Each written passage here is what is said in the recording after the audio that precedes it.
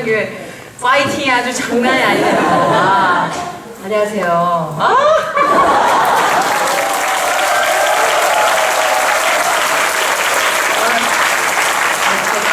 깜짝 놀랐어요, 진짜. 아니, 오자마자 교회 분위기가 이렇게 있잖아요, 다. 근데, 아니, 간증한 사람이 필요 없지 않나요? 아니, 이게 딱 들어왔는데, 막, 온 성도가 이렇게 쫄깃쫄깃하게, 막, 다 벌떡벌떡 일어나서 막 다 겨드랑이를 오픈하고.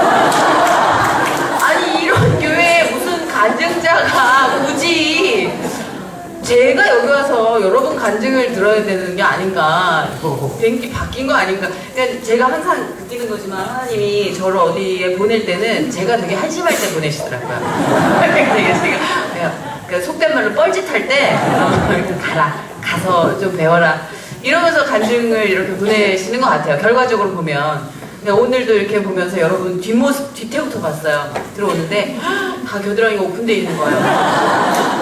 와, 오늘 또 한숨 배워가겠구나 싶었는데 딱 앉았는데 애들이 너무 많은 거예요. 이 밤에 애들이 여기 왜 있지? 당혹스러워서 그랬더니 아, 시상식이 있었네요. 네. 그럼 이제 이 친구들은 정말 신앙적으로나 뭐 성실성으로나 저 같은 사람은 비교도 안 될 정도로 입증이 된 거잖아요. 그죠? 왜냐면 저는 전화할 때 거의 들로 산으로 들짐승 마냥 뛰어다니고 뭐 학교 이런 거 잘 모르고 그냥 교회도 몰랐으니까 니는 진짜 니네가 얼마나 복 받은 건지 모르지. 그치? 아직 감이 안 오지. 나홀에서 나간 건데 왜 이러나 싶지? 되게 부러워. 저는 모태신앙이 아니거든요. 여기 또 지금 모태신앙이고 청년신앙이 있잖아요. 사실 모태인 신앙인지는 모르겠는데 저는 모태인 신앙. 나중에 이제 뒤통수 맞고 들어갔는데 근데 진짜로 이런 교회 문화를 별로 안 좋아했어요. 극혐. 교회 극혐. 교회 극혐 이유가 중고등학교 때가 다 교회 학교였어요. 근데 일주일에 한 번씩 예배 드리는데 막 하나님이 사랑한다는데 뒤에서 졸면 때려. 교회 극혐.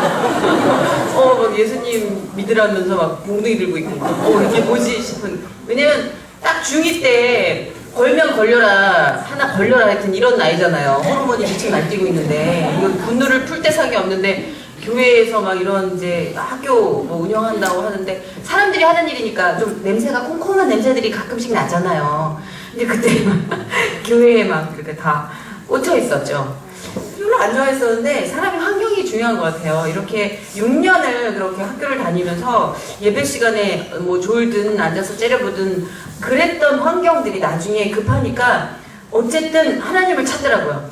어쨌든 아유 하나님 막 이렇게 되더라고요. 그래도 뭐 교회 다니거나 하나님을 만나거나 이런 건 아니었으니까. 저희 집은 불교 집안이었거든요.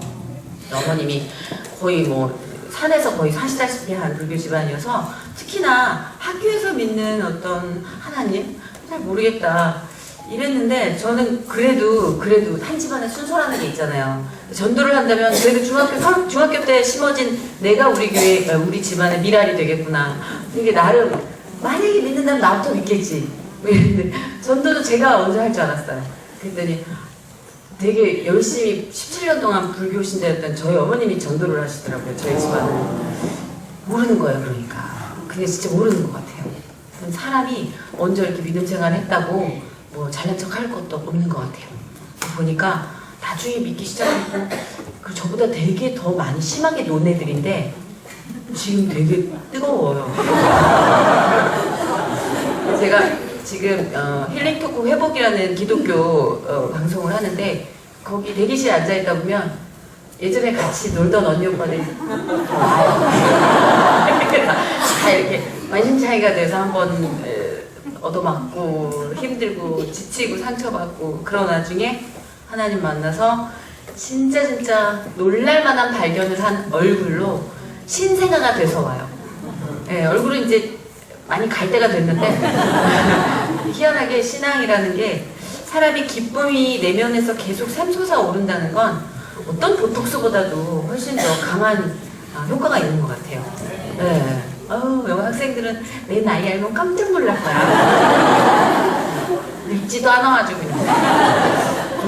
아주 혼날 줄 알아. 어른 나이 검색하고 그러는 거 아니야. 동물농장 이모야 알지? 혼내줄 거야. 동물농장이야? 동물의 왕국 아니야? 교회 가니까 할머니 권사님이 오시더니 아 동물의 왕국 잘 보고 있어. 동물의 왕국에 사람이 안 나오는데 반성을 많이 했죠. 하여튼 그렇습니다. 예. 그래서 제가 그 어머니가 좀 제 신앙의 멘토예요. 멘토시고 엄마가 되게 뜨거우세요. 지금도 어머니가 이제 같이 살아요. 예, 제가 같이 어머니랑 살다가 잠깐 결혼하러 나갔다가 다시 돌아왔어요. 너는 검색하면 안 돼. 오늘 만난 예쁜 인연으로 소중하게 간직해. 네이버 이런 거 검색하면 혼나? 근데 진짜 어머니랑 같이 이렇게 나이가 이제 관여한 딸이 엄마랑 한 세월을 산다는 게 쉽진 않아요. 네, 안 맞아요. 안 맞아요. 너무 안 버려요, 엄마들은. 계속 뭘 싸나. 그럼 뒤숭숭해서 한번 치면 뒤에서 나도 버려라. 근데 이제 딱 하나예요. 엄마랑 사는 그 한 줄기. 나를 위해 기도하는 사람. 나를 위해 무조건적인 기도를 하는 사람. 그럼 게임이 안 돼요, 사실.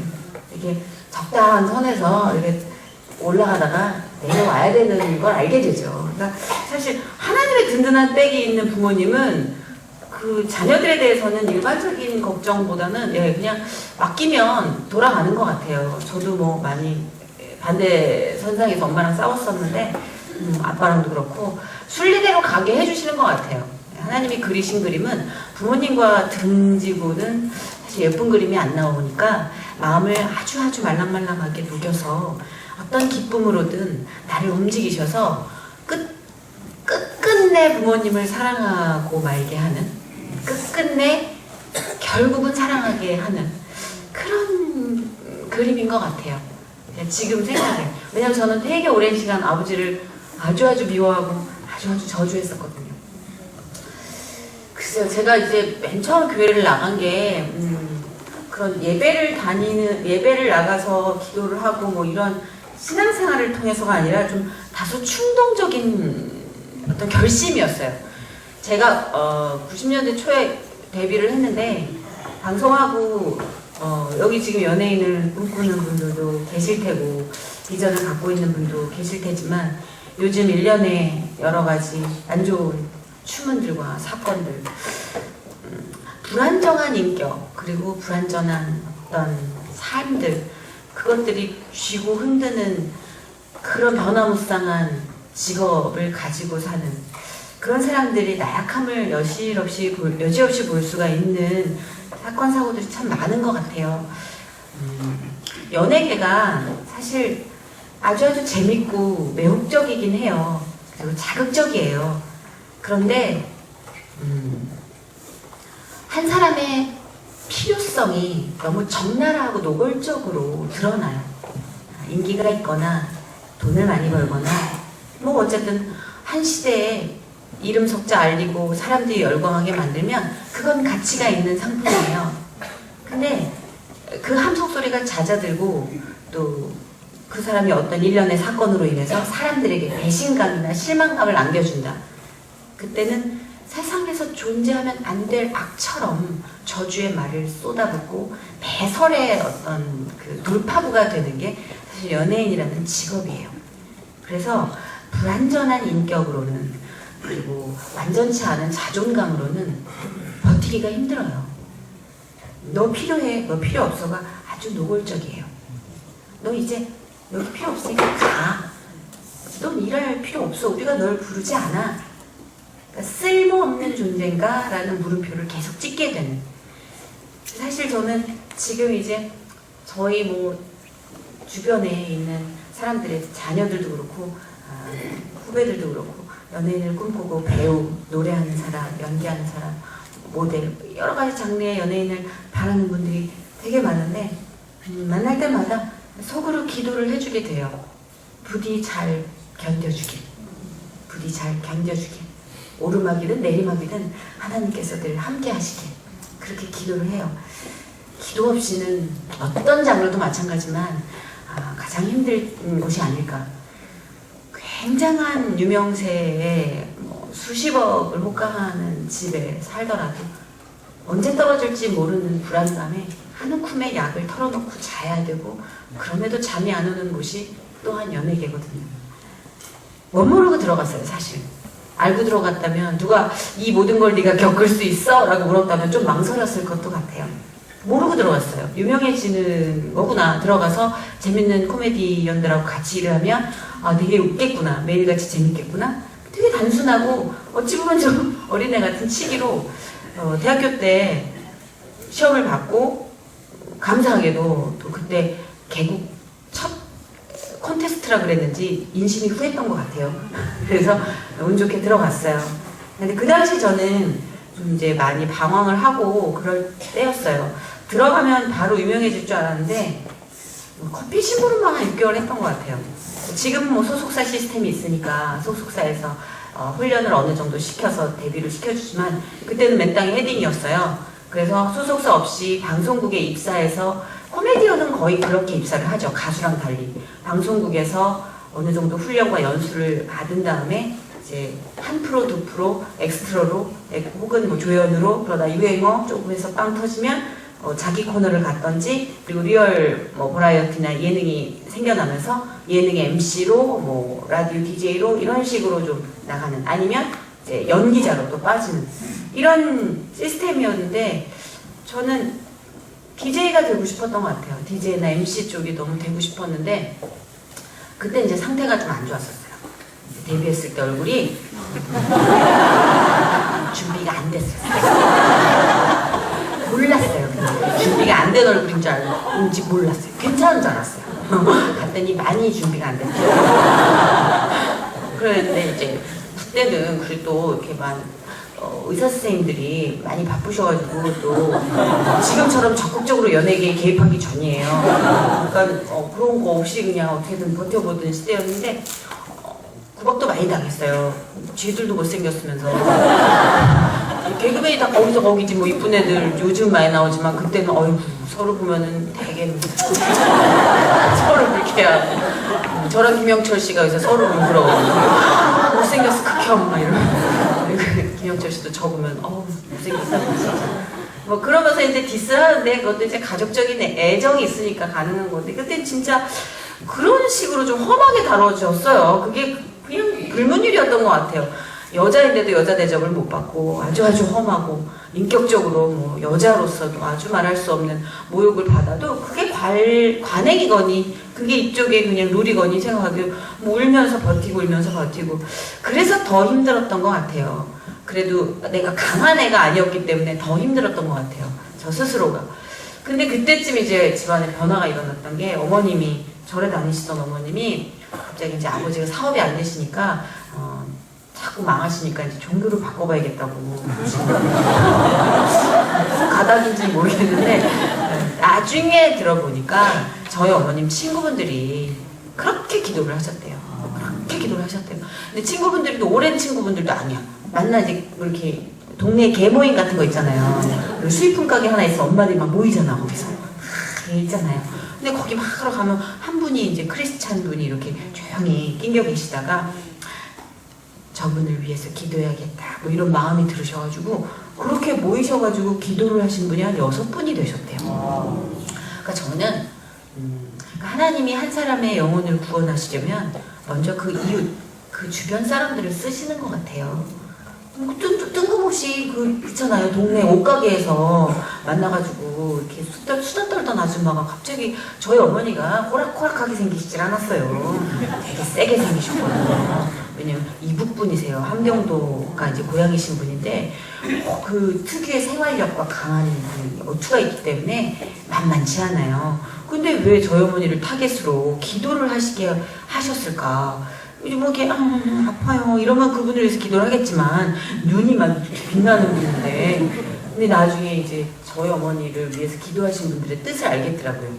저희 어머님이 딱 하나님의 자녀로 돌아서고 나서부터 하나님 일을 하시는데 용병이더라고요. 용병. 절에서 하나님이 쓰셨구나. 그러니까 어머니 이제 완전히 그분들의 기도로 달궈지셨던 것 같아요. 그리고 바뀌시면서 슬슬 저를 귀찮게 구시더라고요. 절에는 혼자 가시던 분이 교회는 꼭 같이 가시더라고요. 같이 가자. 나는 너무 내 머릿속이 복잡한데 자꾸 교회를 가자고. 근데 하루 이틀로 끝나지 않고 한 달, 두 달로 끝나지 않고 어머님이 몇 달을 그렇게 새벽 예배를 다니시는 거예요. 근데 어머님이 교회를 다니시면서 변화가 일어난 게 저희 집에 아버지가 사업이 항상 간당간당 했거든요. 쫄딱 나가는 거예요. 교회를 나가면 사업이 잘 돼야 되는 거 아니에요? 쫄딱 쌈박하게 망가지는 거예요. 그냥 뭐 두려움 없이 막 속수무책으로 망하는데 저희 아버지는 너무 힘들어 하시는데 어머님이 너무 평화로운 거예요.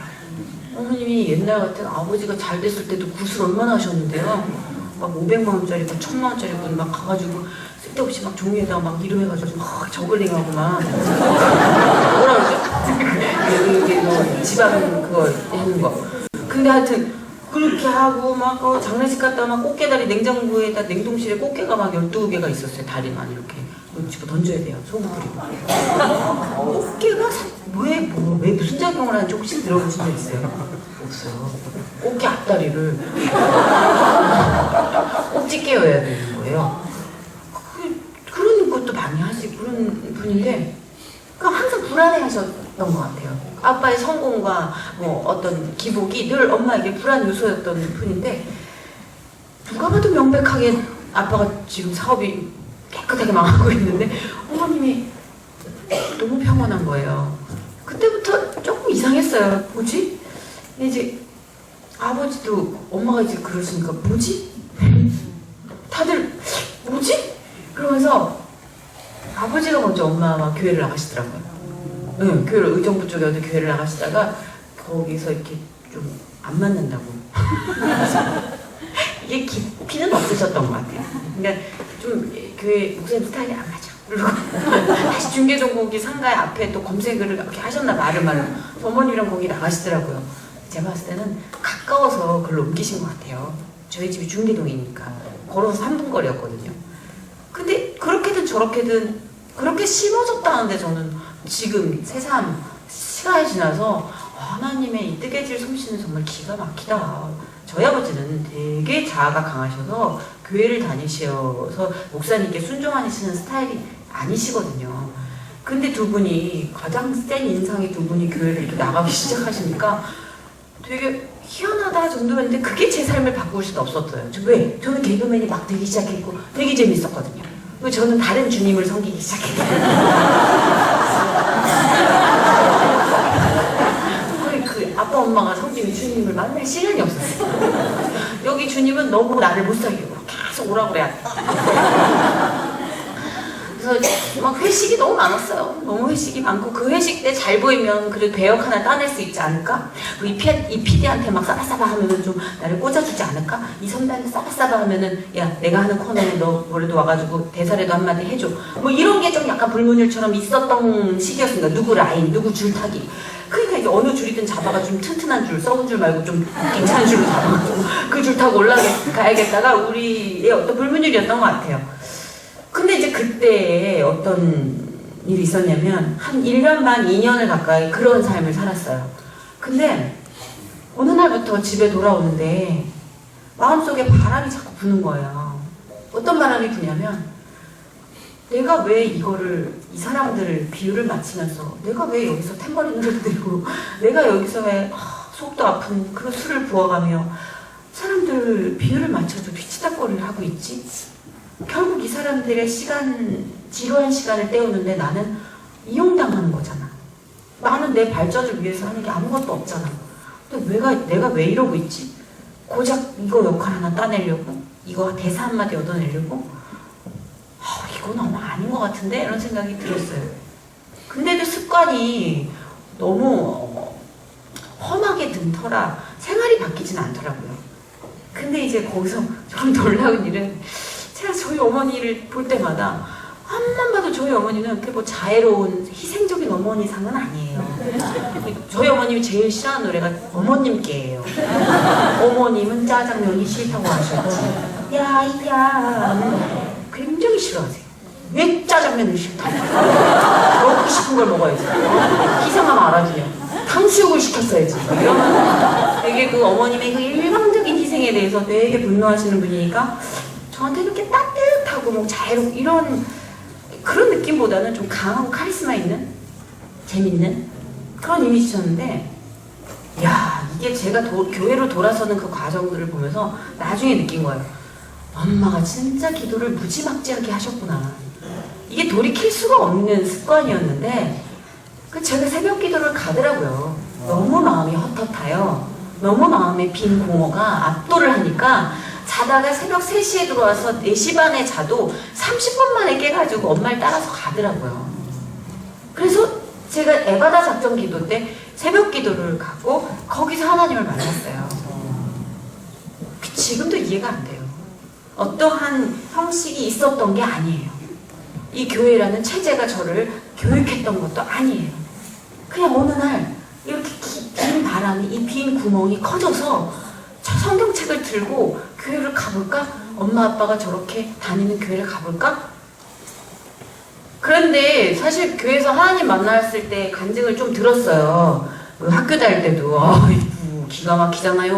어떤 분은 막 여기를 막 빛이 이렇게 뚫고 갔다고 막 하나님 목소리가 여기를 막 천사들이 막 날개 막 이거 트럼펫 뭐 색소폰 뭐 나팔 이런 거 이런 세팅을 고등학교 때 중학교 때 간증하시는 분들이 와가지고 막 얘기를 해주셨단 말이에요. 몸을 못 움직이시던 분이 막 일어나서 막 백덤블링 한 것처럼 기적이 일어났다. 그러니까 이 주님을 만나는 건 나에게 환상과 기적 그리고 드라마 같은 어떤 헐리우드 블록버스터 같은 영화 뭐 이렇게 좀 안에 내재돼 있어서 반반이었어요. 하나님이 계실까? 에이, 그냥 인간이 만들어낸 거 아니야? 그리고 한편으로는 그 블록버스터 같은 기적적인 만난다면 이거 장난 아니겠는데? 뭐 이런 반반이 항상 뭐 싸움은 아니지만 있었던 것 같아요. 둘 다 공존에 있었던 것 같아요. 그런데 아무리 그래도 하나님이 안 나타나시는 거예요. 너무 졸리기만 한 거예요. 되게 안 졸렸다가 교회만 들어가면 졸리는 거예요. 그래서 교회가 평화로운 곳인 건 분명하다라는 깨달음이 확실히 왔어요. 저는 제가 간증할 때도 누군가가 눈이 이렇게 갑자기 막 계란 흰자처럼 이렇게 저는 평화를 얻었구나. 어떻게든 마음의 평화를 얻으면 되는 거다. 그렇게 생각해요. 왜냐면 제가 목사님 간증하기 전에 몰랐어요. 목사님이 여기 서면 다 보인다는 걸. 앞에 머리 큰 사람이 있어도 다 보여요.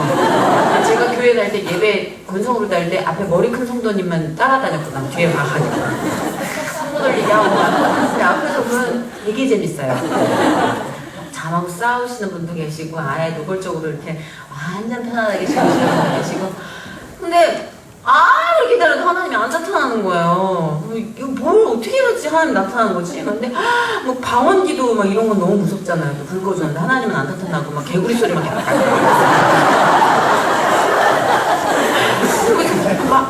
방언 들어갔나요? 방언 들어갔어요?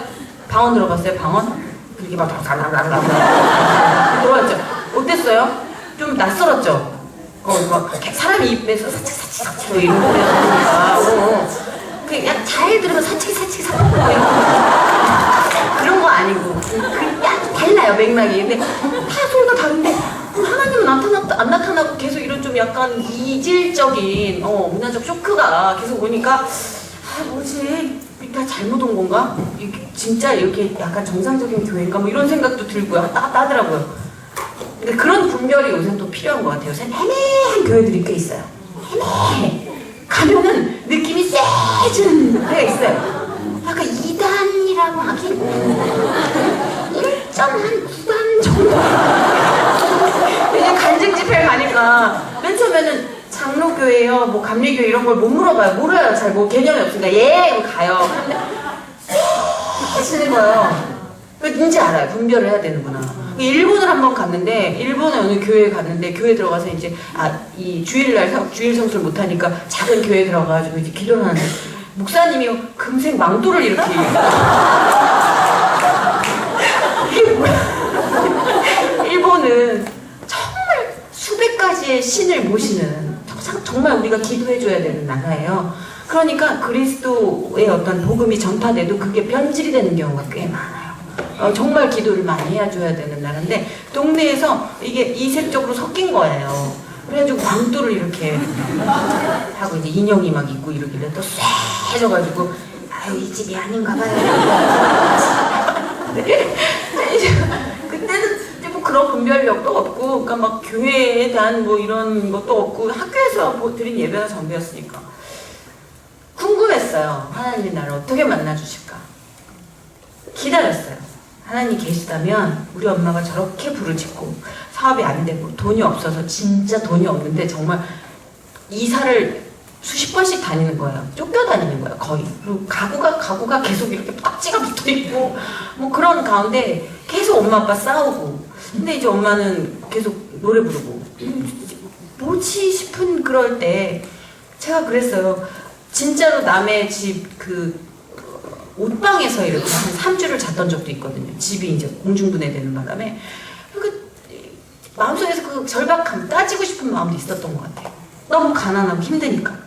근데 엄마는 계속 저러니까 알고 싶었던 것도 같은데 아버지는 그 즈음에 이제 좀 약간 교회랑 등을 돌리는 아주 애매한 시점이었던 것 같아요. 그래서 이렇게 눈을 감고 계속 기다려도 안 오는데 그렇게 교회를 한 3주 정도 갔을 때 그날이 되게 이상했던 것 같아요. 그냥 문을 열자마자 눈물이 그렇게 나더라고요. 이렇게 이렇게 했는데 그 전날 뭐 슬픈 일이 있었던 것도 아니에요. 근데 문을 열자마자 눈물이 계속 나는 거예요. 목사님 무슨 얘기 하시는데 뭐 알아듣지 못해요. 성경을 잘 모르니까 뭐 낳고 계속 뭘 낳아요. 나는 나태복음보다 깜짝 놀랐어요. 뭐 이렇게 많이 낳고 계속 출산이 많이 있으니까 또 성경도 잘 모를 때고 이러니까 그럴 때인데 눈물이 계속 나요. 무슨 얘기인지를 못 알아듣겠는데 계속 뭉글뭉글 눈물이 나는 거예요. 그래서 아 이상하다 왜 이러지? 억울해서 그런 것도 뭐 슬퍼서 그런 것도 기뻐서 감동으로 그렇다기보다는 그냥 이상한 느낌이었어요. 그런데 이제 돌아서서 생각할수록 그걸 알겠더라고요.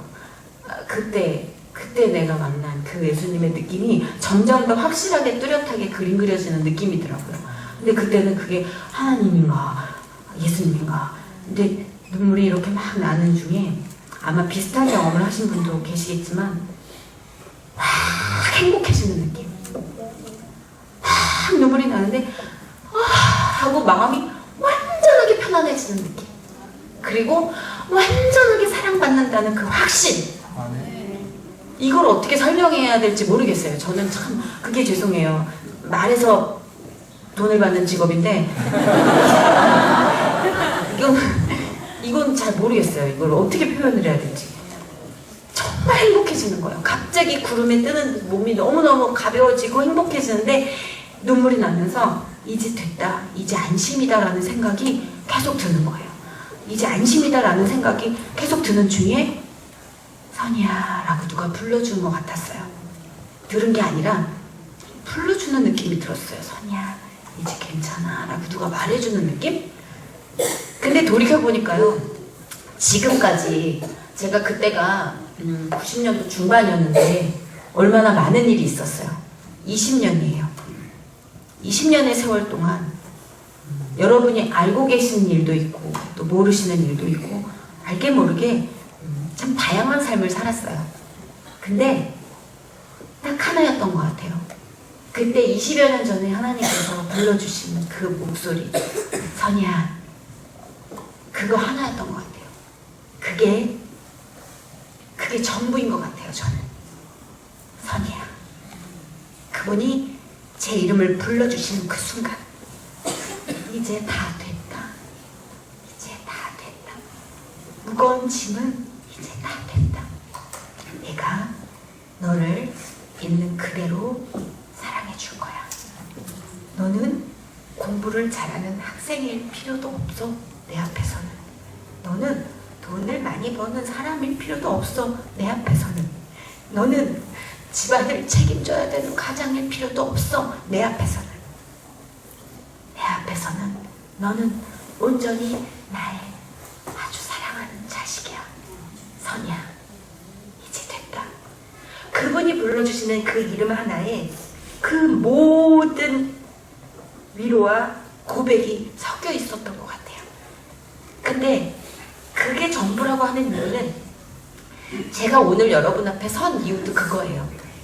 저는 간증을 다니기 싫어해요. 저는 제 얘기를 하기 싫어요. 제 아픔도 여러분한테 내놓기 싫어요. 자존심 상해요. 그리고 그렇게 잘 된다고 생각 안 해요, 지금. 창피한 것도 많아요. 부족한 것도 많고, 그리고 어저께까지도 누구 욕을 막 했어요. 꼴보기 싫은 사람이 있어서 막 얘기했어요. 그리고 또 뉘우쳤지만 전 지금도 어제 토한 걸 주워 삼키는 개처럼 어제 지은 죄를 반복해서 짓고 있어요. 전 여러분 앞에 설 자격이 없어요. 제가 알아요. 그런데 제가 여러분 앞에 서게 하시는 하나님의 뜻을 알기 때문에, 그분의 뜻은 이거거든요. 여러분의 이름을, 여기 나와 있는 여러분의 이름을 나이와 상관없이, 여러분이 속해 있는 그 직책과 상관없이, 재물과 상관없이, 사회적 명예와 상관없이 하나님이 얼마나 절박하게 아무 조건 없이 여러분의 이름을 부르고 싶어 하는지, 그분이 여러분에게 얼마나 고백하고 싶어 하는지 그 마음을 제가 알거든요. 제가 그 고백을 받았으니까요.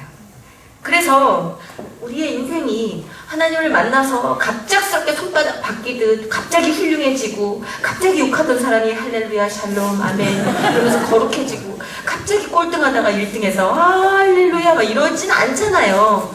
우리는 똑같은 삶을 반복해가고, 멍청이 똥멍청이, 나는 죄짓는 똥멍청이, 이렇게 죄책감을 느낄지언정 괜찮아, 아빠가 있어.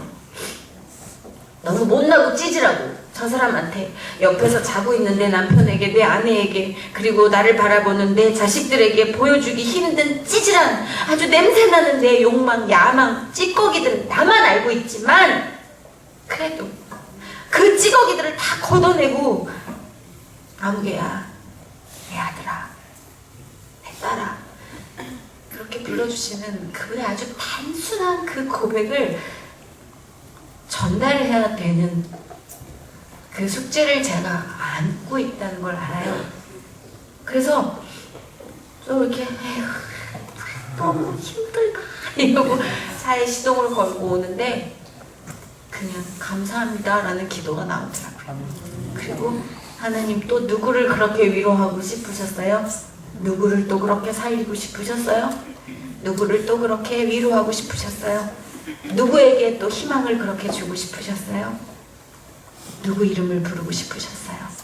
그래서 이 못난 딸을, 자격이 안 되는 딸을 또 세우셨어요. 저는 제가 당한 일들이 하나님의 터치가 없이는 얼마나 피고름이 나는 상처인지를 알잖아요. 그런데 희한한 건 되게 얘기하기 싫은데 얘기하고 나면 하나님이 알아서 써주시겠지라는 믿음으로 얘기하고 나면 괜찮아요. 나쁘지 않아요.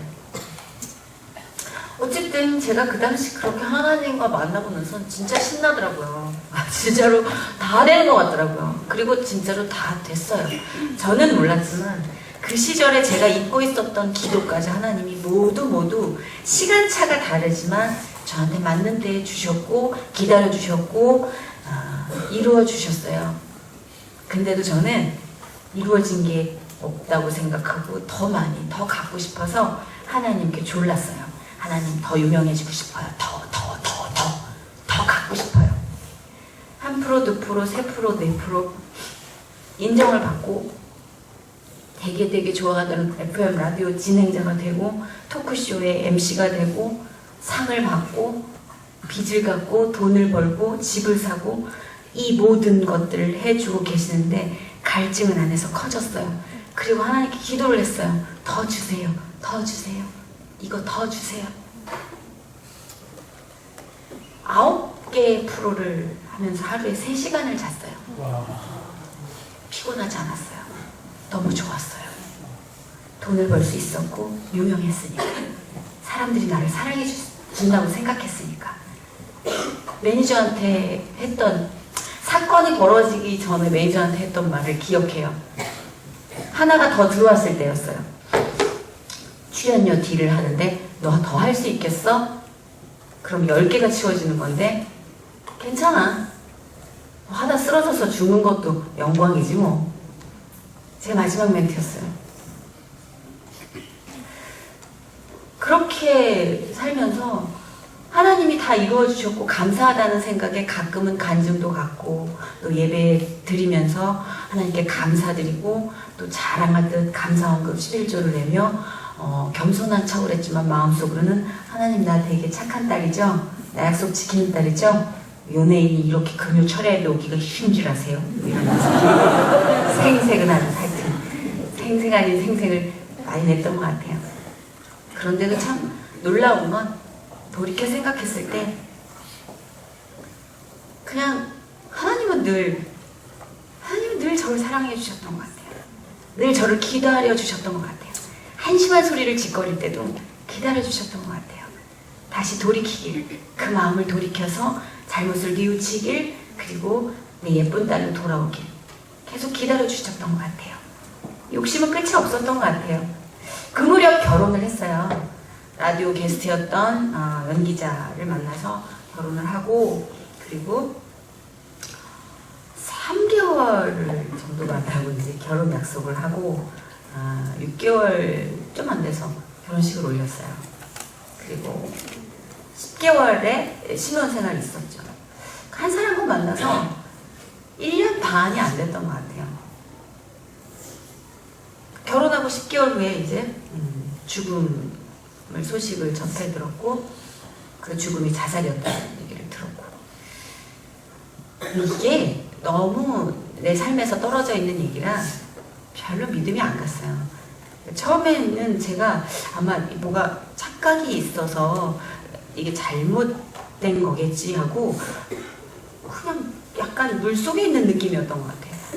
가서 이제 확인을 하고 절차라는 거를 이렇게 밟아가는 중에부터는 기억이 뭐 별로 없어요. 기억을 차려보니까 장례식 드문드문 기억이 났고, 장례식이 이제 끝났고, 첫 번째 느낀 거는 이제 충격과 동시에 너무 보고 싶었던 것 같아요. 그러니까 무슨 일이 일어났는지, 왜 이런 결정을 내렸는지 100%를 알아채기가 힘든 때였기 때문에 그냥 내가 한참 뜨겁고 사랑할 때잖아요. 그러니까 한참 내가 그렇게 사랑에 빠져있던 상황에서 사랑하는 사람이 없다? 이게 가장 컸던 것 같아요. 그러니까 너무 보고 싶었던 것 같아요. 그러니까 계속 보고 싶어가지고 울고 뭐 또 정신을 잃다가 또 울고, 근데 정신을 점점점 차릴 수밖에 없었던 게 들려오는 얘기들이었어요. 왜 자살을 하게 됐는지부터, 어떤 일이 있었는지부터. 자, 이제 그때부터는 내가 모르고 있었던 이야기들이 쏟아지기 시작했어요. 그리고 내가 모르고 있었던 나의 이야기들이 쏟아지기 시작했어요. 이거를 어떻게 대처해야 될지 아무도 가르쳐준 적이 없어요. 이걸 학원에서 가르쳐준 적도 없고 학교에서 가르쳐준 적도 없으니까 그냥 망연자실해서 이렇게 있고, 회사에서도 소속사에서도 이런 경우는 전무후무하기 때문에 마땅한 어떤 대안이 없이 그냥 방치된 상태에서 여론의 흐름, 루머의 확장, 그리고 기자들의 어떤 뭐 이런 언론 플레이, 이런 것들이 그냥 속수무책으로 회오리 바람에 섞였던 것 같아요. 그리고 나서 어떻게 해야 되지? 이제 어떻게 해야 되지? 라고 정신을 차리려고 했을 때 이미 저는 완전한 낙인이 찍혔을 때였더라고요. 왜 그런진 저도 아직 몰라요. 뭐 초반 대응이 미흡했다고 하는데 그분에게 여쭤보고 싶어요. 당신이라면 초반 대응을 능수능란하게 했겠냐고. 당신이라면 사랑하는 남편이 결혼한 지 10개월 만에 세상을 떠나고, 또 사랑하는 지인, 친구, 또 언니 뭐 이런 식으로 줄줄이 그렇게 세상을 떠난 그 소용돌이 한가운데 있었다면 당신이라면 어떤 기자회견, 어떤 인터뷰, 어떤 현명한 대처법을 내놓을 수 있었겠냐고 한번 물어보고 싶어요.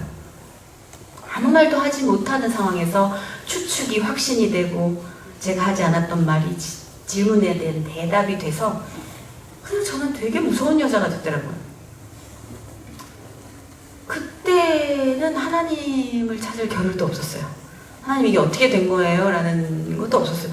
처음에는 무서워서 이게 진짜가 아니죠? 이거 악몽이죠? 이거 자다 깨면 제가 뭘 잘못한 거죠? 하나님 그래서 벌 주시는 거죠? 뭐 이렇게 어린애 같은 상상 속에서 눈을 뜨면 이게 현실인 걸로 해주세요. 근데요 뭐 이거는 빼도 박도 못하는 나의 현실로 계속 진행이 됐고 내가 어떻게 기도해야 되는지 기도하는 법조차도 잊고 몇 개월이 지났는데 그렇게 일이 진행되고 있더라고요. 그 다음에 찾아온 건 걷잡을 수 없는 분노였어요. 분노. 어떻게 사람들이 이럴 수가 있지?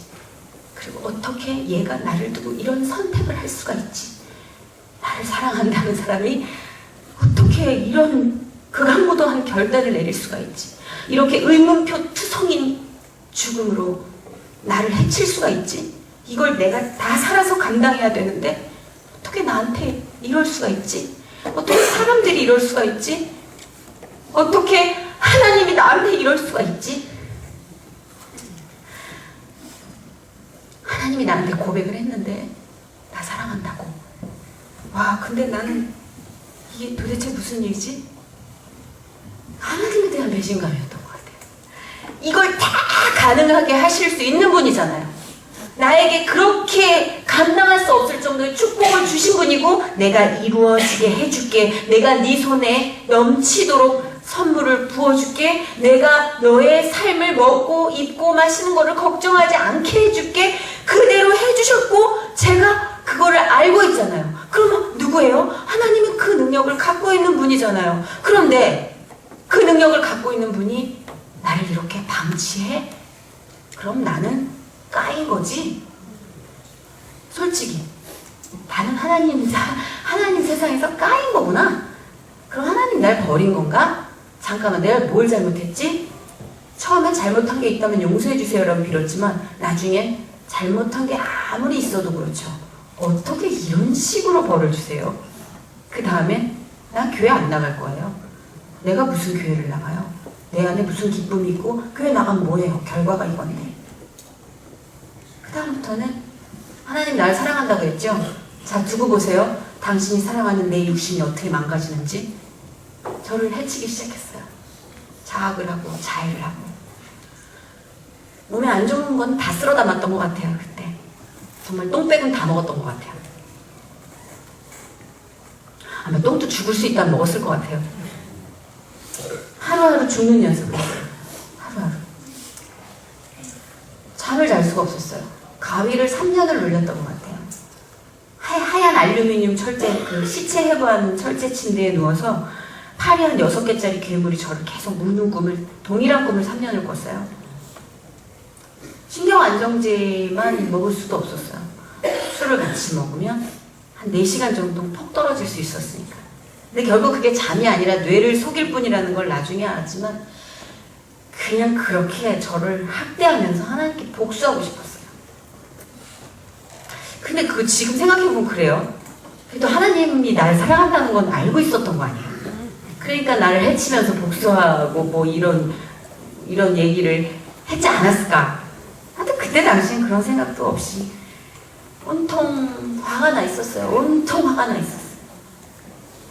그러던 차에 7개월 정도가 지났을까? SBS 러브 FM이라는 곳에서 낮 12시 진행을 하지 않겠냐고 섭외가 들어왔어요.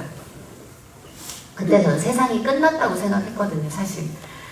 예배를 드릴 수 없는 지경에 이르니까 목사님이 집에 오셔서 한 달 정도 계속 안수기도를 해주셨어요. 근데 너무 싫었는데 그 하나님을 만난 기억이 있잖아요. 너무 막 소리를 지르고 꽥꽥거리고 막 목사님한테 막 큰 소리로 막 반항하고 싶었지만 이게 참 그 영적인 훈련이라는 건 되게 필요한 것 같아요. 결정적인 순간에 꽥꽥거리질 못해요. 머리를 대고 계속. 그 마음속에서 이런 기도가 무슨 필요가 있어야 하고 싶은데 이제 주의 종을 건드리지 말아야겠다라는 훈련을 받은 거예요. 그러니까 삐져가지고 계속 한 달 동안 목사님이 내 머리에 손을 얹으면 가만히 있었는데 하여튼 교회 나가서 기도할 그런 생각은 안 나더라고요. 그런데 7개월 후에 그렇게 나오라고 라디오에서. 근데 저는 그 선택을 했어요. 나가자. 너무 이르다. 저를 아끼는 사람조차도 너무 이르다. 대한민국 여론이라는 게 이게 쉽게 가라앉을 수 없고 무조건 남편을 잃으면 여자 책임으로 몇 년은 몰고 간다. 그것도 되게 화가 났어요. 아니 왜? 아니 왜 도대체 왜? 그런데 준비 안 된 상황에서 뛰어들었던 이유는 딱 한 가지였어요. 제 스스로가 저를 어떻게 할까봐 너무 겁이 났어요.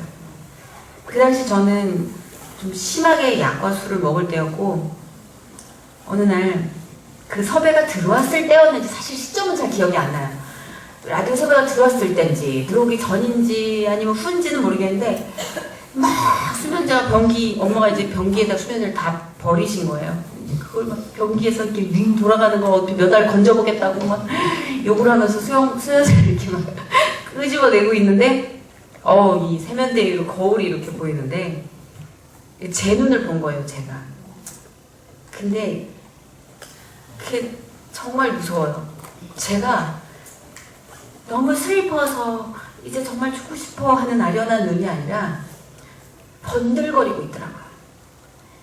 누군가 되게 정신이 이상한 사람이 어떤 사람을 해치고자 할 때 갖는 그 번들거리는 눈빛.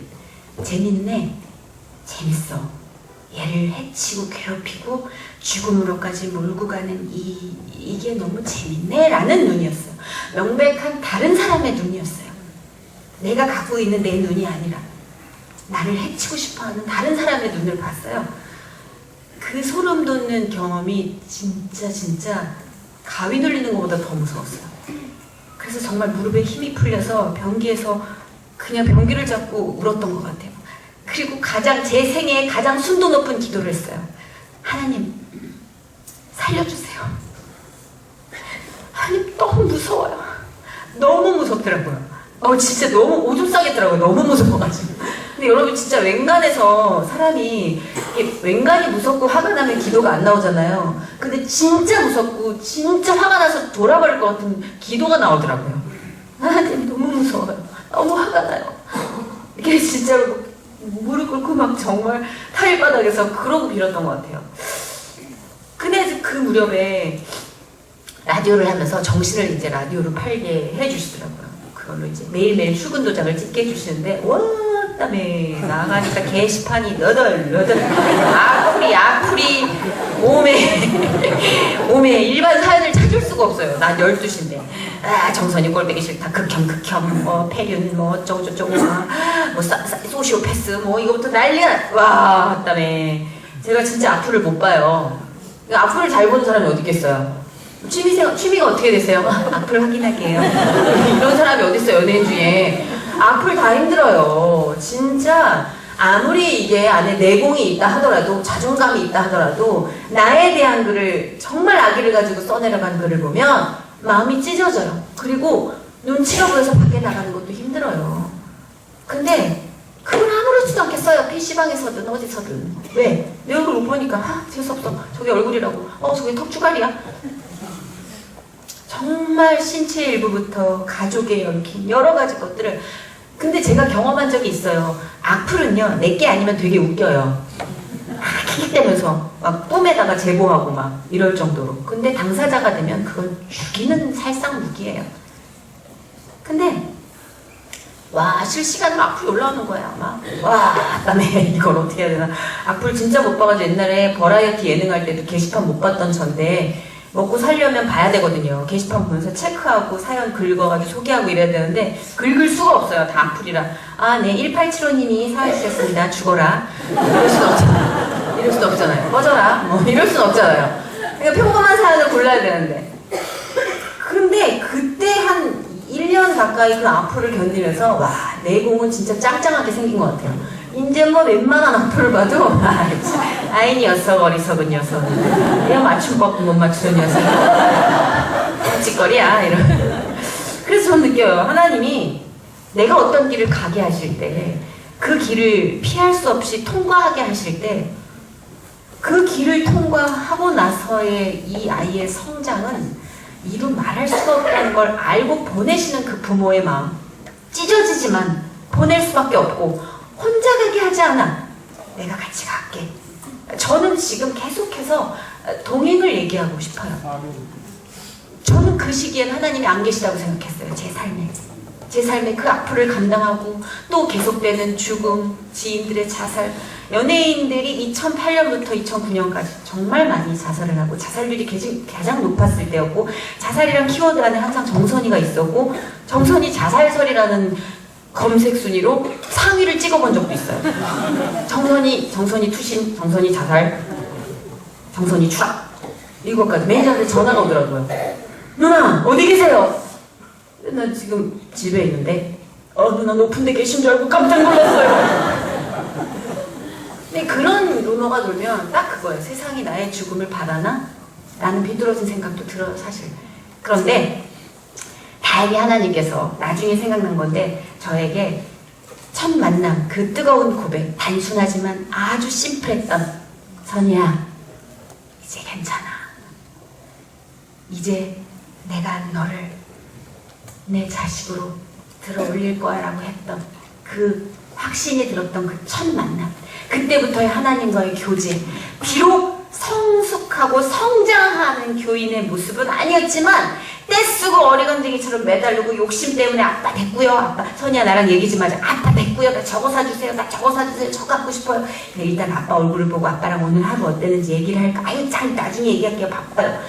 이런 딸의 모습이었지만 그래도 끊임없이 내 삶에 개입해 주시고 내 삶의 지표를 열어주시고 내가 원하는 바를 다 그려주시던 하나님과의 그 관계가 아니었으면 저는 누군가를 해쳤거나 저를 해쳤을 거라는 확신을 지금도 갖고 있어요. 누군가 그래요. 너 크리스찬인데 그런 일 당했잖아. 그래 지금 자신 있게 얘기해요. 크리스찬이라서 다행이야. 믿지 않는 사람이 당했던 것보다 훨씬 다행이야. 나에겐 매 순간 그분이 계셨기 때문에 너무 땡큐야. 근데 그 얘기를 못했어요. 몇 년 동안 쪽팔려서 간증도 못 다니겠다고 막 하나님한테 그랬어요. 어떻게 가요? 내가 지금 한 것도 없는데 내가 지금 다 망해가지고 폭망했는데 가가지고 하나님 이거 망했다고 그러고 간증을 가요? 입이 조금 남았어요. 생각보다는 안 나왔지 않아요? 많이 나왔나?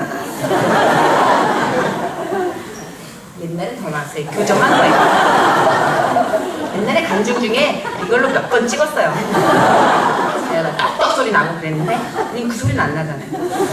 그냥 막 투덜거리고 막 이럴 때 하나님께서 그런 마음을 주신 적 있거든요. 선이야, 너 자랑하려고 간증가? 너 누구 얘기하러 간증가? 너 네 얘기하려고 간증가? 근데 갑자기 아니 그냥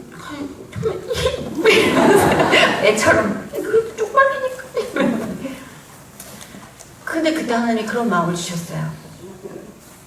네가 살아서 윗니 8개만 보이고 웃어도 그걸로 힘을 내는 사람들이 있을 거야. 네가 아무 말 안 하고 가서 그냥 빵긋 한번 웃어줘도 그걸로 오늘 죽을 목숨이 살아나는 일도 있을 거야. 너 네 얘기하러 가는 거 아니잖아. 너 아빠 얘기하러 가는 거잖아. 생각해보니까 그렇더라고요. 제가 여기 온 이유는 제 얘기를 하러 온 게 아니라 하나님 얘기를 하러 온 거잖아요. 하나님이 어떤 식으로 제 삶에 개입했는지, 어떻게 말을 걸어주셨는지, 어떻게 다가오셨는지. 떠나 계시다고 생각하고 되게 고독했어요. 세상과 싸우는 동안은. 악플과 싸우는 동안. 그리고 수많은 거절을 당했어요. 남편을 그렇게 잃었는데 정선이 너무 어두운 이미지야. 이젠 회복 불가능하냐? 예능에서 어떻게 써? 이제 끝났지. 한때 집 앞까지 찾아올 기세로 매달렸던 프로듀서들, 작가들이 싸늘하게 등을 돌리고 연락을 끊기 시작했어요. 매니저마저도 제 손을 놨어요. 미안하다. 너 혼자 활동해야겠다. 그냥 모든 끈이 떨어져 나갔어요. 거절을 당하기 시작하니까 무섭더라고요. 이렇게 끝나는 건가 싶더라고요. 정선이 인생 여기서 그냥 끝나는구나. 순간 그랬어요. 그런데 되게 재밌는 건요. 악플처럼 거절도요. 계속 당하다 보니까 어떤 생각이 드는 줄 아세요? 거절 안 하는 사람이 너무 고마운 거예요. 동물농장이 너무 고마워. 난 옛날에 동물농장 가기 싫었거든. 네, 돈을 조금 줘요. 교양이라. 예능이 아닌 시사교양이라 돈을 예능보단 반으로밖에 못 받아요. 신동엽 씨 좀 받아요. 괜찮아, 잘 나가니까. 나는 지금 뭐 돈 올려달라는 입장이 아니니까. 근데 그때 당시에 또 잘 나갔을 때였으니까 돈을 안 올려주고 이제 계속 의리를 막 앞세우니까 동물농장 하기 싫잖아. 그래서 막 잘난 척도 좀 하고 그랬었는데 여기저기서 다 까이는데 동물농장만 풀어주는 거예요. 왜냐면 이렇게 남편이 떠나고 나서 한 몇 년 못하고 있다가 2012년도에 콜이 왔어요. 다시 하자고. 그러니까 얼마나 감사해요. 근데 사실 그거 한 1년 기도했거든요. 동물농장 볼 때마다 하기 싫었지만 또 보니까 나 없이 잘 되는 거 보니까 배가 아파. 나 진짜 저건 하고 싶은데 난 동물도 좋아하고 막 그런 다시 돌아가고 싶은데 저거 내 자리인데 지금 하고 있는 애한테 내놓으라고 그러면 되게 이상하고 그냥 그렇다고요. 마무리는 안 하고 항상 오므리진 않고 그냥 벌려놓고만 놨더니 하나님이 2012년도에 오므려 주시더라고요. 그러니까 그렇게 안 까이는 게 고마운 거예요. 나를 붙잡아주는 게 땡큐가 늘어나는 거예요. 그러니까 저는 지난 10년 동안 당신은 어땠습니까? 그러면 물론 세상의 기준으로는 힘들었어요. 뭐 돈 문제도 있었고 세상에 편견도 있었고 뭐 될 것 같이 막 다 되다가 또 갑자기 돌아서면 희망 고문처럼 더 절망하는 나락의 깊이가 깊고 그랬는데 사실 하나님께서 그런 거절을 통해서 감사를 더 많이 알게 해주셨고요. 내 옆에서 나를 응원하고 나랑 일하는 사람들이 당연한 존재가 아니라는 걸 알게 해주셨어요. 근데 솔직히 엄마 아빠가 살아계시면 엄마 아빠가 당연히 그냥 계신 줄 알고 감사가 덜하고 짜증이 늘잖아요. 그리고 뭐 남편도 그렇고 부인도 그렇고 내 주변에 모든 게 당연해요. 내 주변에 나를 아껴주는 친구가 10년 이상 계속 나를 아껴줘요. 그럼 사람은요 심리적으로 그 사람이 당연해요. 세상 고맙지가 않아요. 근데 언제 고맙냐면 누군가 나를 모함할 때 끊임없이 그 태도를 유지해준 사람한테 대한 감사가 보이더라고요. 그렇게 계속 교육을 시켜주시는 거예요. 그리고 너무너무너무 창피해가지고 길을 다니기 막 사람들이 나만 쳐다보는 거 나중에 알고 보니까 그렇지도 않아요. 사람들이 생각보다 연예인한테 큰 관심이 없어요. 근데 연예인들끼리 지들끼리 되게 쫄아가지고 내 얘기만 하는 거 아니야? 뭐 이러면서 안경도 막 이만한 거 쓰고 다니고 막 그러는 건데 근데 자기 삶을 살 수가 없어요. 자꾸만 이렇게 눈치를 보게 되는데 그렇게 냅다 밖에서 그렇게 외면을 한번 당하니까 자기 삶을 보게 되더라고요. 내 주변 사람들, 특히 가족을 보게 되더라고요. 난 가족이 당연했어요. 돈이 너무 없었기 때문에 가족들도 찍소리하지 마라. 내가 돈 벌고 오는 동안 찍소리하지 마라. 뭐 이런 거. 아빠 생신, 엄마 생신 됐어. 난 너무 바쁘니까 이 돈으로 목돈을 주면서 이 돈으로 다 파티를 해. 난 돈을 벌러 가야 되니까 찍소리하지 마라. 이런 뭐 그렇게까지 재수없게 얘기는 안 했지만 그런 암암리의 마음이 있었던 것 같은데 시간을 함께 보내고 그 감정을 공유하고 그리고 아주 작은 안부를 묻는다는 거. 너 괜찮아? 오빠 괜찮아? 너 괜찮아? 언니 괜찮아요? 올케 괜찮아? 엄마 어때? 얘기를 들어준다는 거. 이 소소함을 전혀 몰랐어요. 온통 바깥으로 안테나가 뻗어져 있었기 때문에 가족이 많이 병들어가고 있었을 때였어요. 근데 그 가족적으로 회복을 정말 많이 됐어요. 특히 저희 아버지. 저희 아버지랑 저는 정말 붙일래야 붙일 수 없는 원수지간이었어요. 뗄래야 뗄 수 없는 관계가 아니라 어느 누구도 붙일 수 없던 아버지가 천연적인 가부장적이고 표현을 안 하시는 충청도 분이신데 그 교회를 엄마랑 같이 다니시던 분이 변하시니까 교회를 배척하시더라고요. 그러니까 저희 엄마랑 저랑 예배드리다가 많이 끌려 나왔어요. 예배를 방해 놓으시고 그리고 뭐 전혀 다른 인성 뭐 이런 인격이 나온다 싶을 정도로 생각해보면 참 액션이 강하셨던 것 같아요. 인테리어를 아주 적극적으로 바꿔놓으셨죠. 이렇게 스탠드도 막 이렇게 세워져 있는 게 못마땅하셨는지 이렇게 꺾어 놓으시고 책상 다리도 4개는 너무 식상하니까 3개로 바꿔놓으시고 격파에 능하신 분이셨고 굉장히 이제 굉장히 화려하셨어요, 액션이. 근데 그게 너무 싫었어요. 어렸을 때부터 아버지의 그 어떤 강하고 폭력적인 모든 언행과. 그래서 교회를 다니면서 좀 괜찮으셨는데 다시 더 심해지면서 또 술을 드시고 나면 또다시 그 커지는 폭력의 현장들, 그 어머니가 피해를 입고 녹화를 하다가도 연락을 받고 응급실로 달려오는 일들이 생기고. 그때 교회를 다니면서 새벽 예배 때 하나님께 그렇게 때를 썼던 적도 있어요. 그냥 우리 아빠부터 데려가 주시면 안 되냐고. 무서웠어요. 잠드는 게 무서웠어요. 언제 아버지가 욱하는 마음에 엄마한테 해코지를 할지 모른다는 생각에 항상 엄마를 지켜야 된다라는 생각이었던 것 같아요. 잠을 깊게 못 자고 좋을 수가 없었어요. 그래서 엄마를 대피시켜서 이제 돈을 벌 때니까 한참 다른 아파트를 구해서 엄마를 대피시켜서 한 10개월을 살게 했다가 거기를 아버지가 알아내서 찾아오셔서 또 난리가 나서 못 살게 되고. 그러니까 정말 영화로도 너무 험해서 미성년자 관람 불가를 찍어야 되는 그런 일들이 많아지니까 이 저주가 안에 쌓이는데, 하나님을 만났으니까 하나님께는 얘기를 해야 되는데 올바른 방식으로 아버지를 이해하려는 게 아니라 그냥 피하고 싶었던 것 같아요. 그때 저는 아버지가 왜 저러지?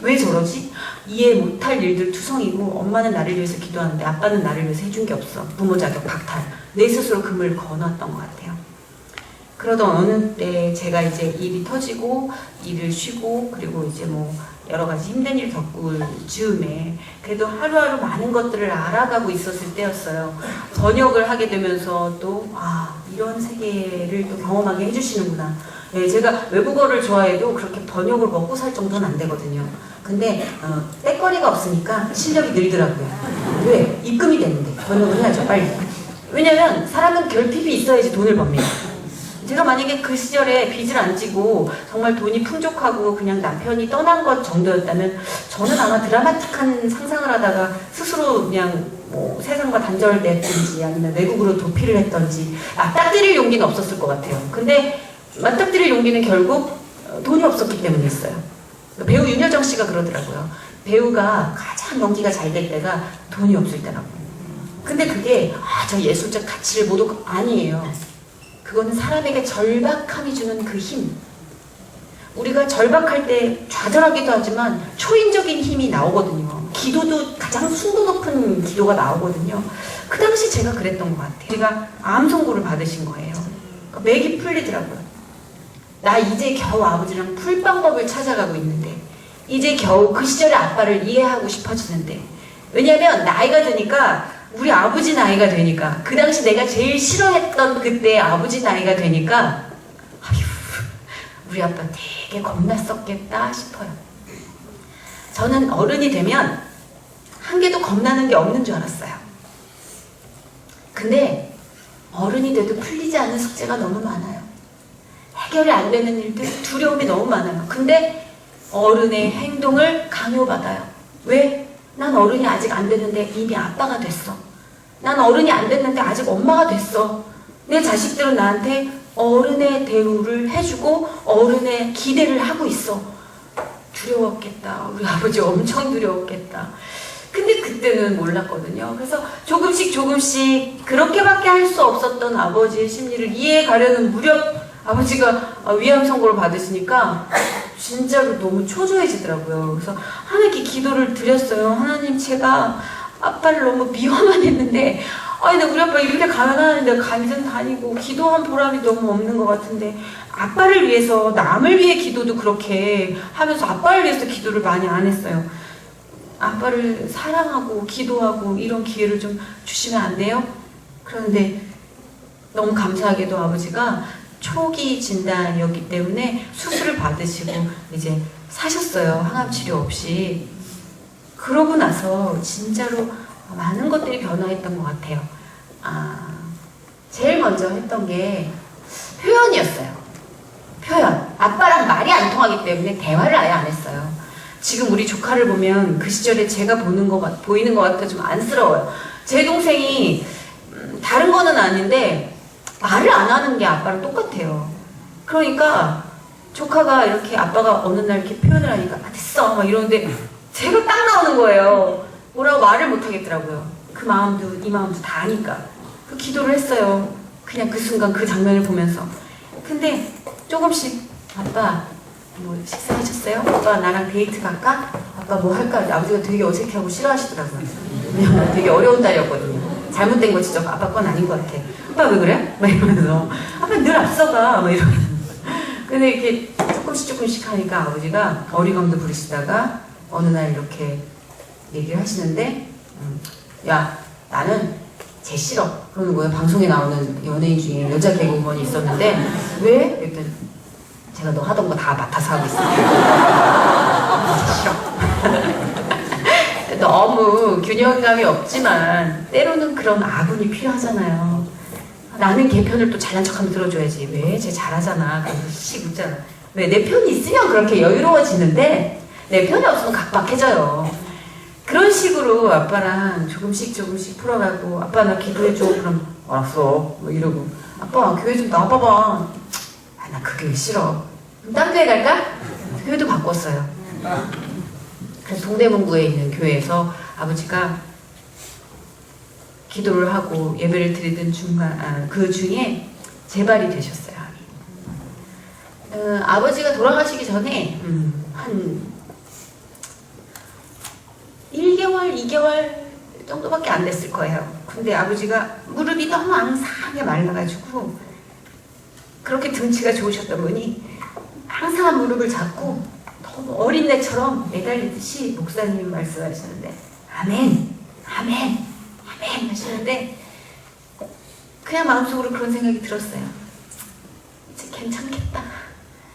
이제 우리 아버지가 하나님과의 1대1 교제를 시작했구나. 그럼 괜찮겠다. 우리 아버지가 더 이상 이제 고독하지 않으시겠다. 그리고 딱 한두 달 있다가 눈을 감으셨어요. 그래도 그렇게 못한 게 생각나고 모질게 했던 게 생각나더라고요. 저는 제 평생 우리 아버지가 그리울 거라는 생각을 전혀 안 했어요. 아버지가 먼저 돌아가셨으면 좋겠다고 했던 사람인데요.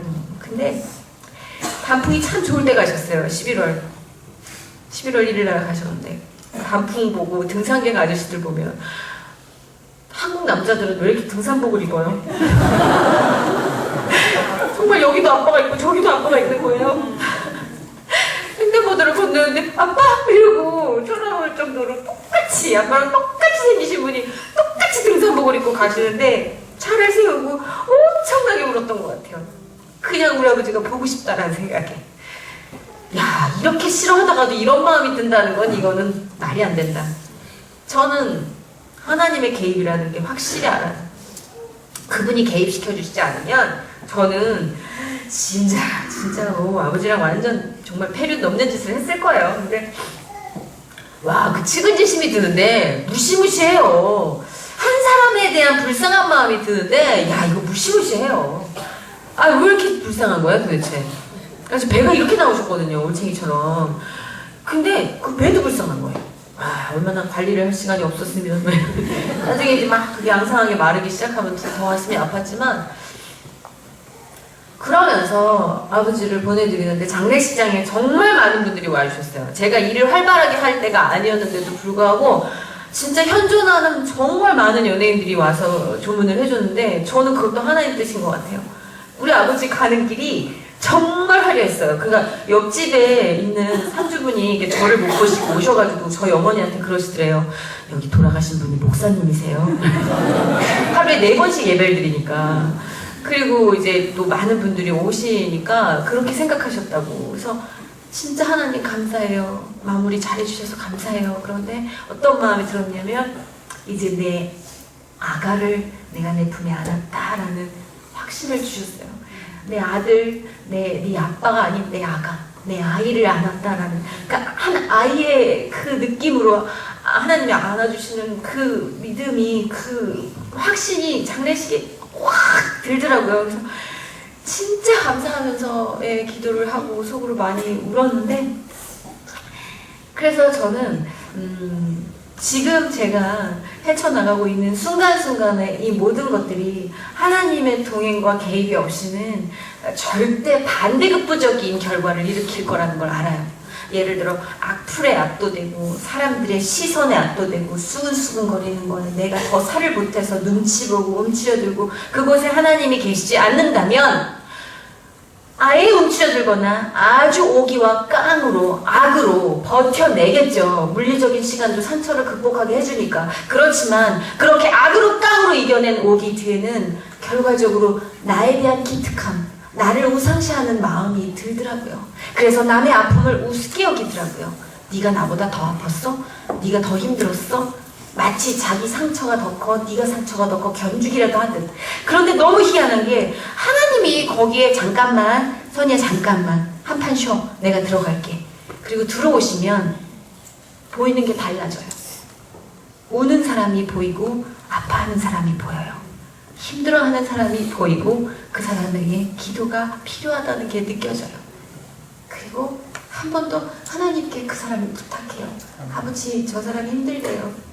근데 아버지, 저도 되게 힘들었는데, 되게 외로웠는데, 아버지 한 방에 그냥 그 외로움 없애주신 적도 있잖아요. 지금 저 사람한테 그 품이 필요한 것 같죠? 아버지 부탁드릴게요. 그 슬픔은 크게 견줄 수가 없는 거라는 걸 알게 해주셨어요. 어떤 사람에게도 형태가 다른 슬픔은 존재해요. 남편을 잃고 친구를 잃고 사랑하는 누군가를 죽음으로 잃은 것뿐만이 아니라 몸이 불편한 아픔도 있고요. 그리고 안 하려고 하는데 기가 죽는 아픔도 있어요. 우울증을 정신적 문제라고 하는데 아니에요. 어떻게 해도 안 될 때가 있어요. 살아야지 하는데 죽음으로 가까이 가는 때가 있어요. 내 의지로 안 되는 게 있어요. 근데 하나님은 내 의지로 안 되는 걸 알게 하셨어요. 그래서 깨닫게 해주셨어요. 비로소 의지로 안 되는 게 있구나. 그때 하나님이 저한테 그렇게 얘기를 해주셨어요. 저는 끝났어요. 하나님, 세상 사람들이 저를 끝냈어요. 저는 이제 다시 시작할 수 없어요. 근데 정말로 명쾌한 답을 얻었어요. 그때 그 기도에서. 오케이, 세상이 너를 끝낼 때만 기다렸어. 세상이 너를 더 끝내도 돼. 완벽하게 끝내도 돼. 세상이 그렇게 끝을 내줘야 비로소 내가 시작할 수 있어. 내가 나만의 크고 은밀한 뜻을 너를 통해 이룰 것이다. 수많은 시간을 궁금했어요. 왜 나에게 이런 일이 일어났을까? 왜? 나는 뭘 잘못했을까? 사람이 힘든 일이 닥치면 왜 나한테만 이런 일이 있지? 내가 뭘 잘못했길래? 내가 잘못 살았나? 근데 지금은 그 질문에 대한 확답이라고 할 수는 없지만 더 이상 그게 궁금하지 않을 정도는 됐어요. 왜냐하면 제가 그 일을 겪고 나서 이 지난 10년 동안 깨달은 게 너무 많아요. 감동한 게 너무 많아요. 감사한 것들이 너무 많아요. 보지 못했던 것들을 보게 된 게 너무 많고, 느낄 수 없었던 걸 느끼게 된 게 너무 많고, 그게 너무 감사해요. 그게 얼마나 전율이 느껴지는 감사인지를 몰랐어요. 세상의 물리적인 그 사이클과 다르게 흘러가는 그 주님의 사이클을 탄다는 건 명예도 뒤로 하고 세상에 가장 맛있는 진수성찬을 뒤로 하는 외로운 길이라고 생각했어요. 선교의 길이라고 생각하고 순교의 길은 그렇게 거룩하지만 재미없고 따분한 거라고 생각했어요. 그래서 저는 제 일과 제 신앙이 늘 따로 갔었어요. 그런데 그게 궤도가 가까워지면서 그게 하나로 합해지는 즐거움이 얼마나 강한 건지, 그래서 너를 그리로 보낸 거야 라는 그분의 그 확신과 비전, 그곳에서 너를 출발시킬 거야 하는 그분의 약속, 그게 얼마나 나를 짜릿하게 행복하게 만든지를 몰랐어요. 그래서 수박 겉핥기로 그냥 대충 하나님이 살아계시고 하나님이 느껴졌으니까, 그래 하나님이 전지전능하시니까 소원을 빌면 들어주시고, 잘못을 하면 화를 내시고, 새벽기도 40일 채우면 복을 주실 거고, 헌금을 주시면 10배로 채워주실 거고, 이 계산에 맞춰서 신앙생활을 하느라, 눈치를 보느라 예배가, 말씀이, 찬양이 즐겁지가 않았어요. 눈치를 봤어요. 이거 잘해야지 점수 따는데. 기도를 드릴 때도 되게 멋진 기도만 드리려고 노력했어요. 철딱서이 없는 기도 안 하고. 근데 세상에 도망다니면서 기자들로부터 도망다닐 때가 있었거든요. 한 집 앞에 기자분들이 한 30, 40명 정도가 한 3개월 하실 때가 있었어요. 되게 귀여우신 분도 많았는데 이게 김치 박스 안에 숨어가지고 이렇게 다리가 이렇게 보이는데 그래서 김치 박스로 이렇게 김치 냉장고 냉장고 박스다 김치 냉장고 하여튼 그런 써 있었어요. 김치가 기억나요? 김치 있는 데가 이렇게 파여 있었어요. 나중에 보니까 KBS 조이인가 무슨 그 신생 연애 프로그램이었는데 제가 집에서 계속 왔다 갔다 하는데 그럼 재미가 없잖아요 방송이. 그러니까 잠적으로 설정을 뒀더라고요. 그래가지고 제가 나오는 장면을 그러니까 제가 나타나면 카메라를 얼른 내리고 제가 이렇게 오랜만에 나타난 것처럼 잠적 3주일째 정선 씨가 나타났습니다. 뭐 이러면서 이제 뒤를 찍고 우리 교회가 작은 교회라 후문이 없어요. 그러니까 들어오셔가지고 뒤에서 이렇게 예배드리는 척하면서 엉덩이 찍어가시고 막 이렇게 하여튼 되게 재밌는 기도를 많이 부리셨던 것 같은데 그 시기에 제가 도저히 다른 성도분들께 폐가 될 것 같아서 떠돌면서 도망다니면서 예배를 드린 적이 있었는데 그 시절에 제가 시편을 읽었는데 어머 다윗이 엄청 화끈하게 기도를 하는 거예요. 정말 시기들을 벌을 내려주시고 눈도 못 뜨게 해주시고 막 시원시원한 거예요. 잠깐만 있어봐 이렇게 해도 되는 거야? 나 그 전까지는 되게 용서하게 해주십시오 뭐 이랬는데 막 이게 우라가 안 없어지는 거야. 용서가 안 되니까. 근데 막 용서하게 해주십시오 그러다가 욕사발이 나오니까 죄송해요 이거는 제가 기록에서 삭제해주세요 막 이런 막 기도인데 다윗은 장난 아닌데 그래? 그러면 나도 진짜 솔직히 얘기해도 돼요. 진짜 너무 꼴보기 싫어요. 하나님. 진짜 저 지금 거짓말 너무해요. 하나님 벌 주시면 안 돼요? 세게도 못해. 다윗처럼도 못해. 벌 주십시오. 이런 거 아니라 벌 주시면 안 돼요?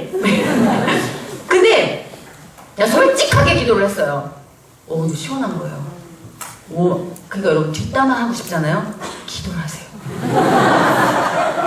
이게 욕을 기도를 하다 보면은 되게 신기한 게 사람들끼리 욕을 하잖아요. 그럼 확 불이 붙어요. 그리고 나서 나중에 찔리니까 아이 주여 이러고 기도합시다 이러고 나름 또 이렇게 면죄부를 갖고 가잖아요. 근데도 집에 오는 길은 어때요? 찝찝하잖아요. 에휴 내가 괜히 하나님 제가 괜히 제 입가지고 그런 얘기를 했습니다. 근데 이 모든 걸 하나님께 딱 하나님 나 진짜 그 집사님 너무 재수없는데요. 진짜 어떡하죠? 근데 희한하게 기도를 계속 하다 보면요 되게 웃음이 나와요. 왜 웃음이 나오냐면 계속 그런 생각이 들어요. 너는 진짜 너는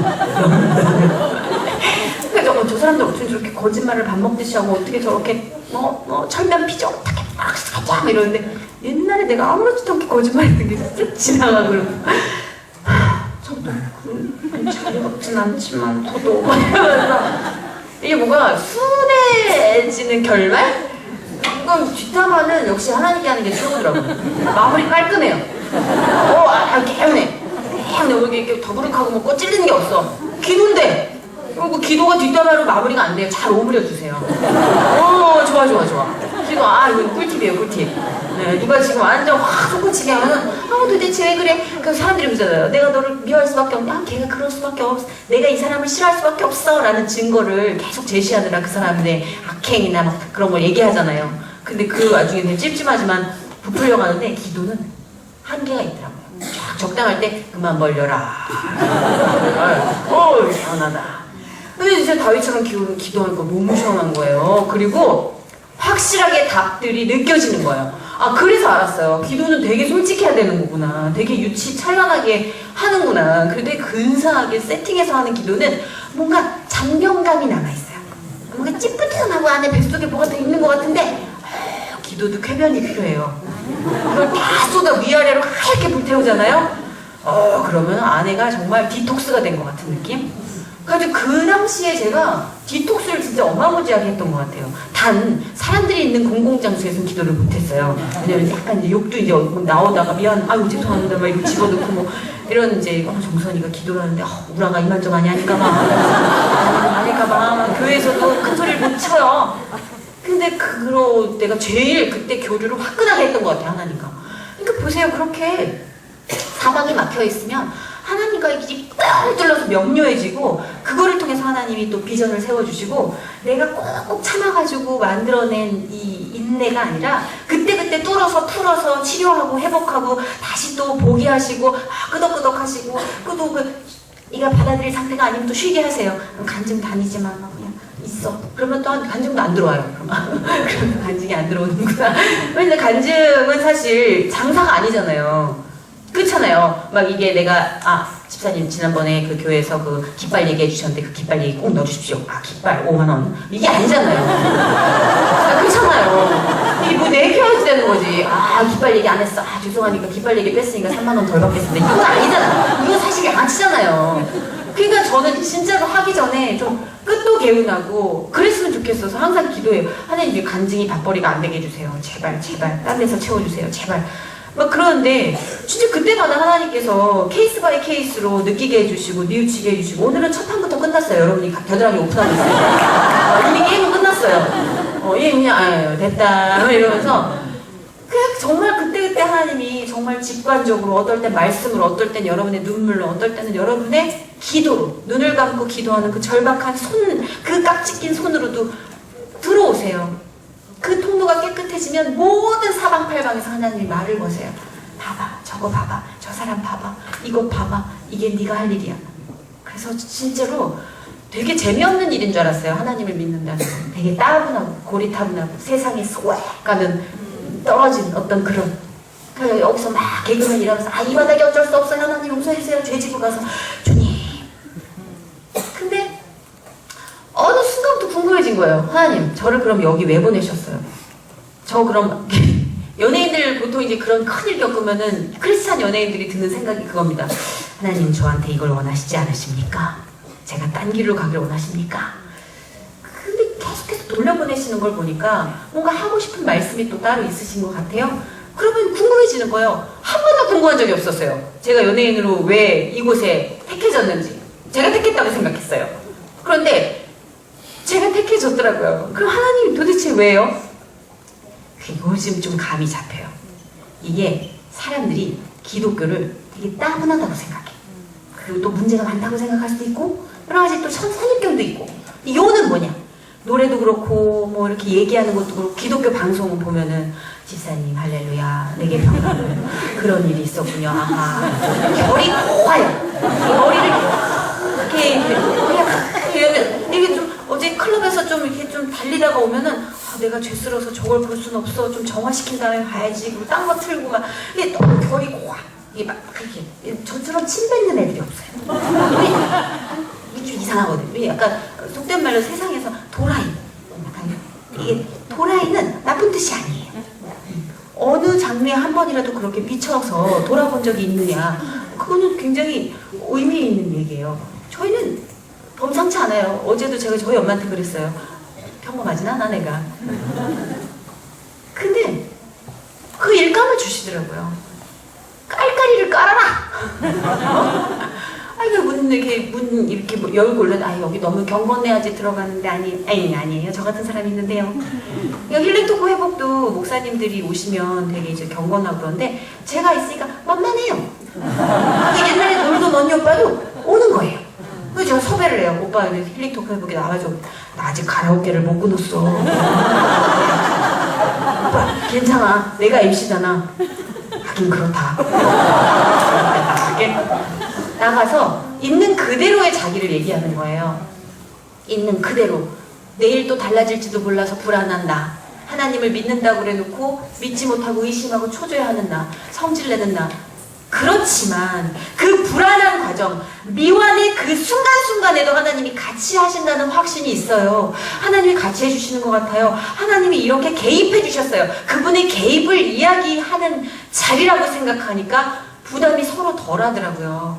그래서 하나님이 저를 왜 이곳으로 계속 보내시는지 제가 뭘 해야 하는지 궁금해지기 시작했고 주시는 일들에 대해서 생각이란 걸 해보게 됐고 또 나아가서 조금 더 이걸 재미있게 꾸며볼 수 있겠고 이걸 좀 많은 대중들이 알았으면 좋겠다. 믿는 사람들만이 공유하는 게 아니라 믿지 않아도 상처를 어떻게 할 수 없는 사람들이 많아요. 그럼 믿지 않는 사람들 상처는 회복 안 시켜주나요? 그렇잖아요. 그러니까 갑자기 기분 좋은 숙제들이 생겨나더라고요.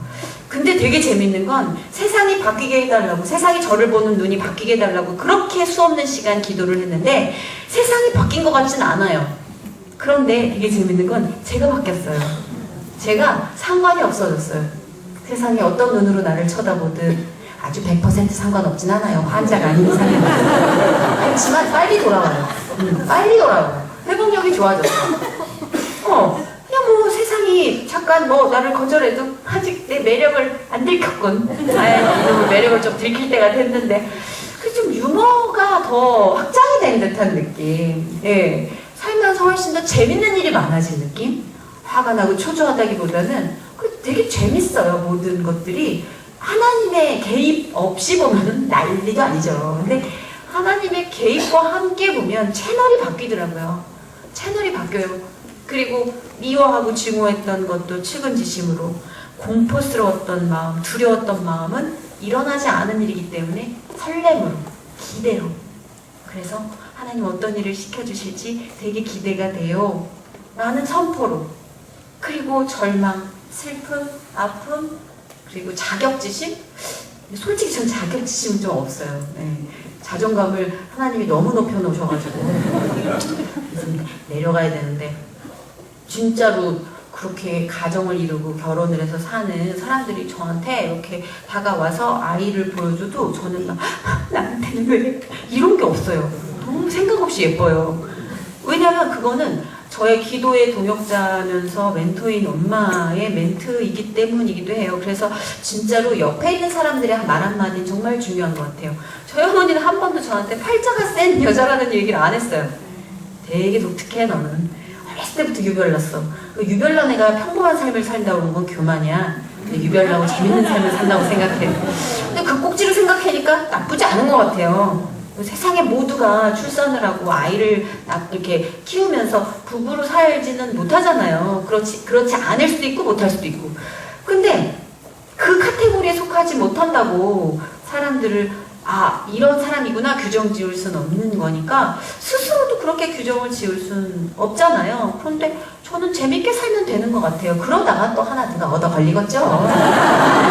뭐 이렇게 혼자 가는 거고 또 하나 얻어 걸려가지고 또 건강하게 잘 요번엔 좀 오래 사는 사람이 왔습니다. 네, 하여튼 그래서 뭐 살면 그것도 하나님 뜻인 거고 뭐 그거는 제 뜻대로 이렇게 막 어떻게 그림을 그려놓는 건 별로 매력 없는 것 같아요.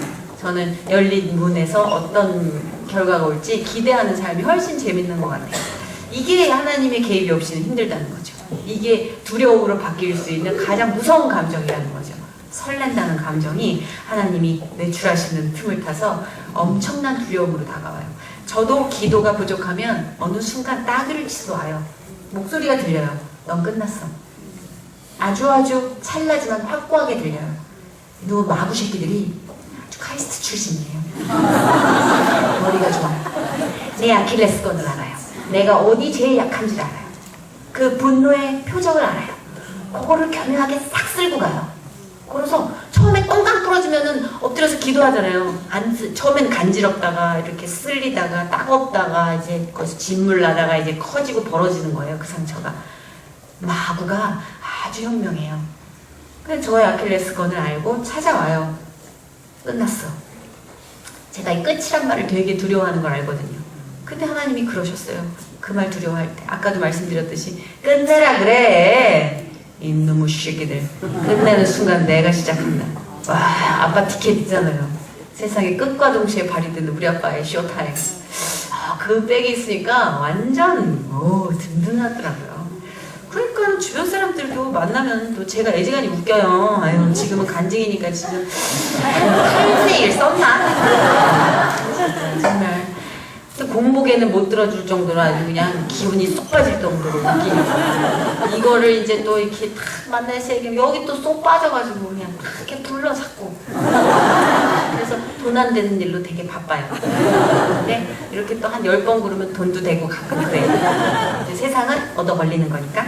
그래서 이렇게 되게 재밌게 살게 해주신 하나님을 좀 소개해드리고 싶었어요. 제가 소개해드리고 싶었겠어요? 하나님이 가라고 하신 거고 늦은 시간까지 졸음이 오고 막 기운이 없을 거예요. 왜냐면 이 학생들을 보세요. 얘들은 집중이 20분 안 돼요. 제가 어제 중2 조카 인수분해를 가르치다가 같이 멘붕이 왔는데 제가 중1 때 수학을 놨거든요.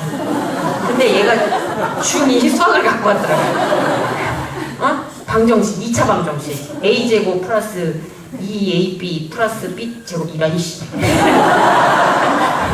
이러다가 멘붕이 와가지고. 그래서 EBS 인수분해 특강을 다시 들으면서 그 뒤늦게 막 가르치는데 20분, 30분 되니까 애가 이렇게 상모 돌리기를 하더라고. 근데 야, 얘들 봐봐. 얘는 전교 1등이니, 얘네들? 와, 장난 아니야. 지금 2시간을 떠들었는데 애들이 졸질 않아. 내가 얼마나 재밌다는 거야.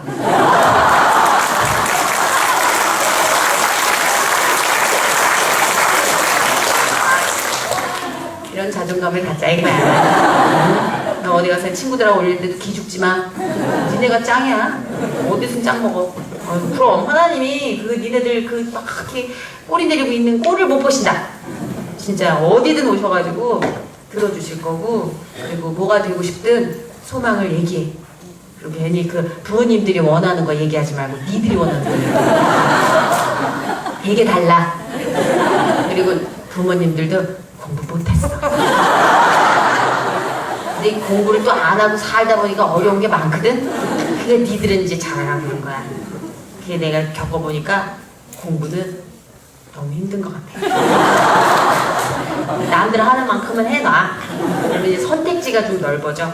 2개 중에 하나를 고르느냐, 4개 중에 하나를 고르느냐인데, 뭐 좋은 거 뽑으려면 4개 중에 하나가 낫거든. 일단 해놔. 그러면은 선택지가 넓어지고 당당해질 수가 있는데, 하여튼 그래. 부모님 말을 너무 믿고 이렇게 기죽지 마. 공부 못 하셨어. 늦게까지 함께 해준 학생들도 감사드리고, 여러분도 감사드리고, 그리고 진짜 제가 옆에 저를 옆에서 누가 보는 걸 싫어해요. 이게 이제 이게 순서대로 나오질 않아가지고 옆에서 되게 신경 쓰여요. 그렇지만 이제 교회니까 이거 안 찍으셨겠지. 여기 머릿속은 저장한 건데 그건 이제 성령의 힘으로 저장 다시 해야 돼요. 그래도 생각보다 괜찮지 않아요? 네.